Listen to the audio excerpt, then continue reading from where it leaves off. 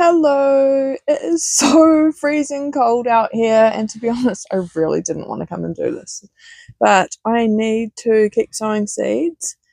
I feel like I'm a little bit behind.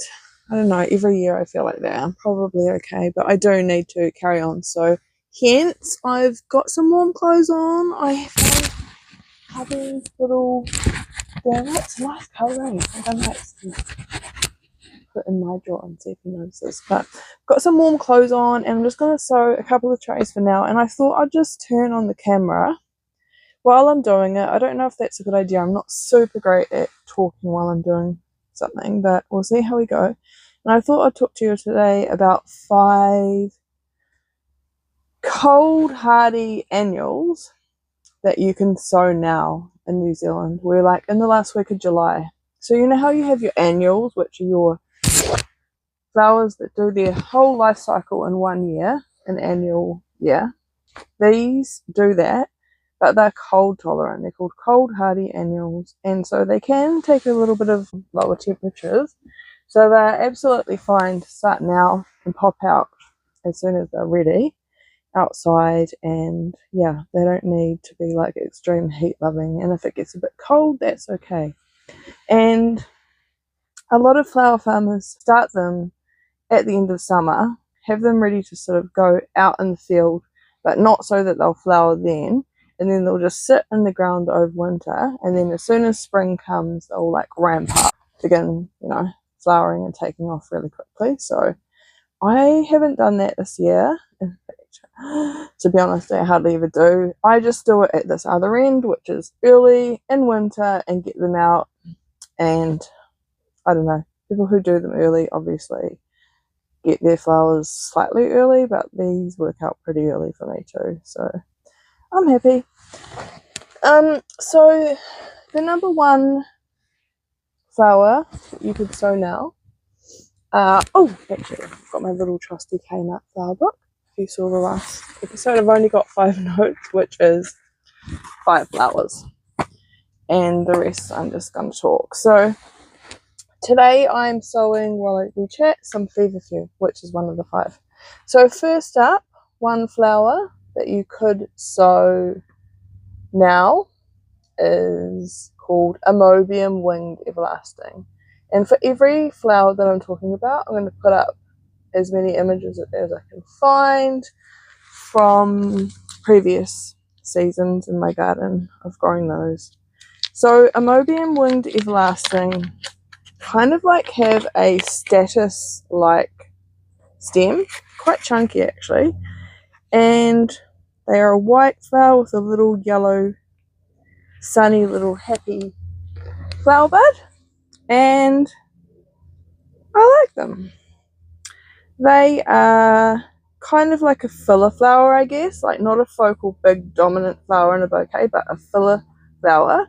They also have a lot of height, so you could use them as a filler flower down lower, or you could use them like as a spike seated up higher in your bouquet, so that they're more of like a spike flower. They're not like a straight flower. They like kink around and go on an angle, and so they're kind of funky and cool, and they add, I don't know, they're not like the most sort of like sophisticated kind of, type flower. They're more like a sort of funky, fun kind of flower. Yeah. And you can dry them. See what I said about how I can't do 2 things at once, but they're really nice fresh, and they're also really cool dried. So that's one that you could do right now. Also, just to say that I do not scatter my seeds, because I don't like them to grow and then I have to like prick them out and replant them. I just sow my seed as I want it to grow, spaced out in this tray, because that's where it's going to stay until I plant them out of the garden. Anyway, I'm going on a slight tangent, sorry. However, the second flower that you could plant now, that doesn't mind the cold, is cornflowers. And cornflowers, I love them. They're actually edible as well. And once again, a great little filler flower. They come in lots of colours. I really like the blue. Be careful because there's like a short blue and a tall variety of blue, so just be careful. Read the packet and make sure, check the height and make sure that you're growing the tall variety if you want to grow it for what was I saying, for bouquets. Yeah, because I've been caught out before and accidentally grown the short ones, and yeah, it's kind of annoying when you do silly things like that. The third flower that you can grow in the cold is Nigella, or Love in a Mist. And I don't actually think I've got very many photos of this from last year. I actually last year bought a whole lot in from Our Pony as seedlings, which you could go on their website now and see if they've got some.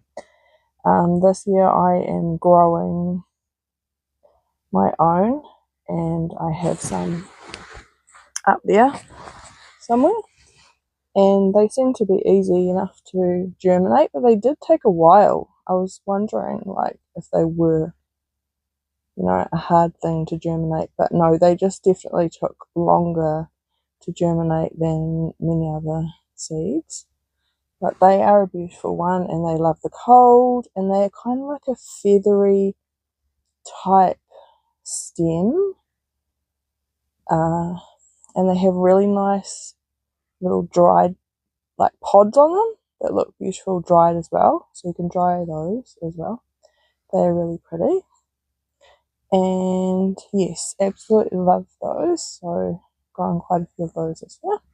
They come in like, I think it's kind of like a jewel mix, which is, correct me if I'm wrong, kind of like a pinky purpley blue, pale blue and white mix. And that's the other thing about them, is that I love like pale blue flowers. Is anyone else with me on that?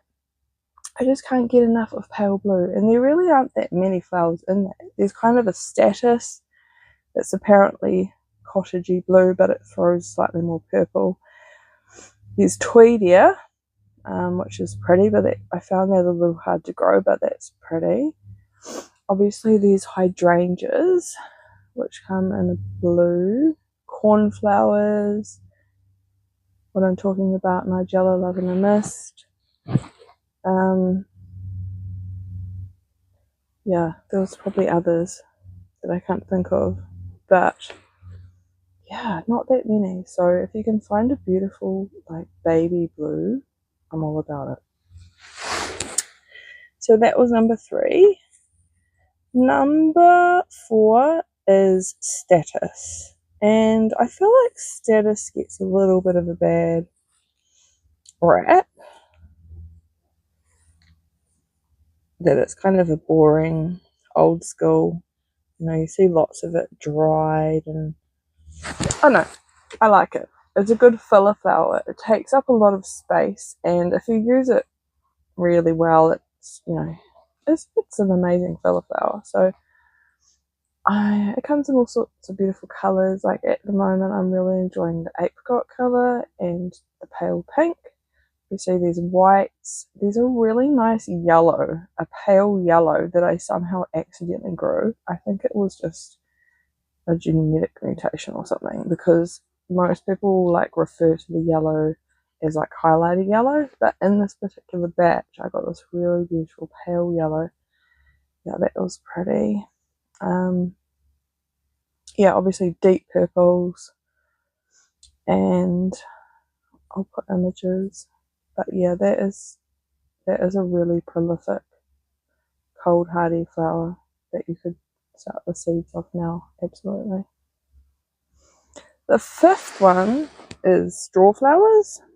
No, I don't know which row I'm up to. Oh, I don't think I'd started, had I? I just made the trenches. The 5th one is Strawflowers, and I kind of feel like if you were born like a little while ago and you had parents in the 70s, 80s, like lots of people grew Strawflowers, and kind of like lots of yellowy, orangey, rustic colours, but lots of breeding's gone on, and now you can get them in all sorts of colours. I really like the apricot-y peachy colours and the pale pink, and there's obviously still the bright orangey coppery red ones, and there's mixes that you can buy, and there's white that you can get, and yeah, those are a really nice filler flower as well, and they are also absolutely gorgeous dried, and they keep the colour really well, and they're really nice to just use in like wreath work and kind of dried floral art work. And yeah, they're very easy to grow as well. So those are the 5 cold hardy flowers that you could definitely start from seed at the moment. And if you have any questions about growing any of those particular flowers, of course be sure to ask. That's why I'm here to help you. And yeah, I hope you're tucked up nice and warm wherever you are. Haven't met me before, I'm Rebecca, and I actually live in rural Te Puke in the Western Bay of Plenty, and it's quite a mild sort of climate here, but I'm not gonna lie, there is apparently snow on the desert road and in the mountains, and it must be blowing this way because I'd quite like to be tucked up by my fire. So I finished 2 trays there, and yeah, I might just go and do that actually. And I've got to bake some muffins for the kids' lunch boxes and dinner, I guess. And I hope you guys have a great week. Bye.